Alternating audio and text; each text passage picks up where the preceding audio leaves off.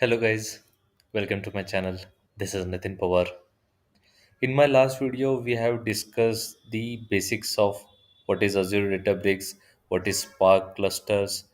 In this video, I will show you how you can create your own Azure Databricks. So, you log into your Azure portal using your credentials.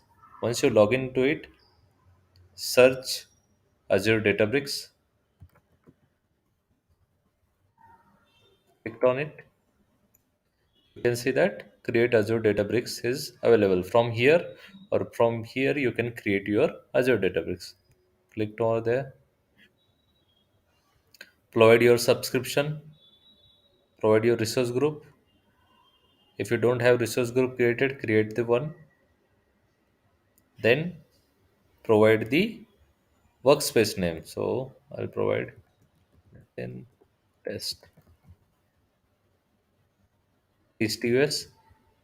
Pricing tier, you can have either premium, standard, or the trial. So just for the demo purpose, I'm using this trial one. Then you'll go to the networking. Here, it's up to you whether you want to select those options where you want to deploy Azure Databricks workspace with your secure cluster connectivity, or deploy Azure Databricks workspace in your own virtual network. It's up to you whether you want to deploy those or not. Then click on the advanced. You want to enable the infrastructure encryption, yes or no. Then you can add the tags. Based on that tags, you can also search your resources. Then if all the things are provided, you can click on review and create. So it will validate is successful. You can click on create. So you see that initializing the deployment. So deployment is in progress.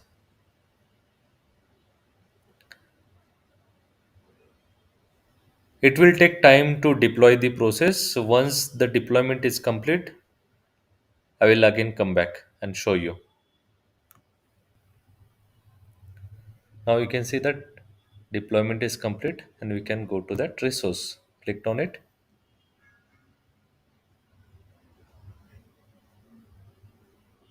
Now you can see that a resource has been created. Now what you have to do? You have to click on the launch workspace. Click on the launch workspace. So it will open a new tab. By default, it will have all the credentials from your Azure portal. So you don't need to provide one more time your credentials. So this is how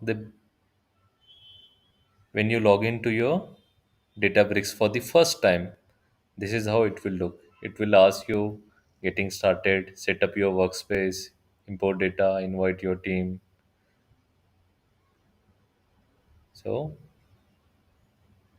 I'm canceling it. So I'm showing you.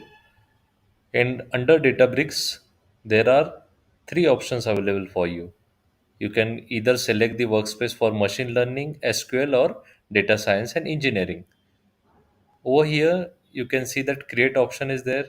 Through that create option, you can create your notebooks. In workspace, you will have your workspace created where the all the user information, different users are there under your particular workspace. Those will be shown over here. In the repository, you will have the repository. Then under data, you can have your database tables, databases and tables, catalogs. Under compute, you can create your cluster.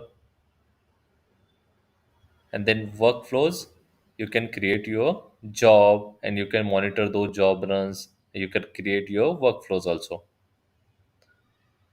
And these are the different options available for you when you log into your Databricks.